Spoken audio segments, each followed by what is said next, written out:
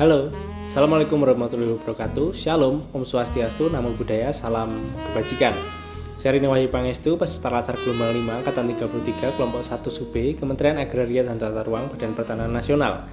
Pada video kali ini saya akan memaparkan sedikit mengenai materi yang telah saya dapatkan pada hari ini, yaitu materi mengenai manajemen ASN dan juga Smart ASN yang disampaikan oleh Bapak Agus Jatmiko. Jadi manajemen ASN merupakan salah satu pengelolaan aparatur sipil negara agar aparatur sipil negara itu dapat bekerja secara profesional dan sesuai dengan kode etik.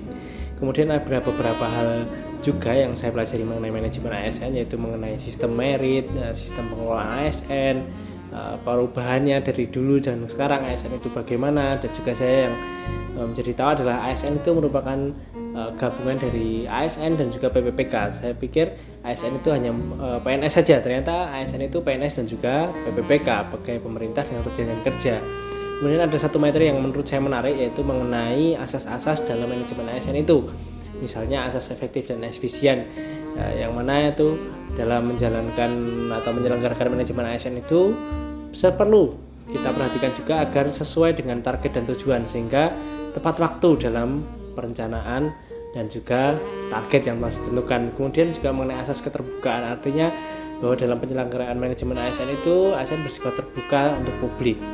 Kemudian yang paling penting menurut saya juga menarik adalah asas non-diskriminatif, artinya bahwa dalam penyelenggaraan manajemen ASN kita tidak boleh membedakan perlakuan antara gender, suku, agama, ras ataupun golongan.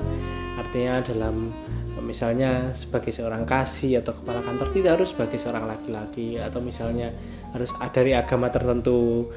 Misalnya gitu, misalnya orang wanita juga bisa jadi kepala kantor sebagai kepala kanwil.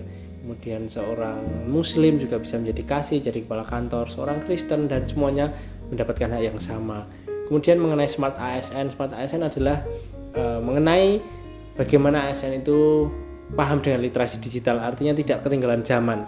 Juga menjelaskan mengenai kerangka, kerja, manfaat, kecakapan digital, dan lain sebagainya, juga pada dasarnya paham mengenai perubahan perkembangan zaman yang ada. Sekian materi yang saya dapatkan hari ini, terima kasih.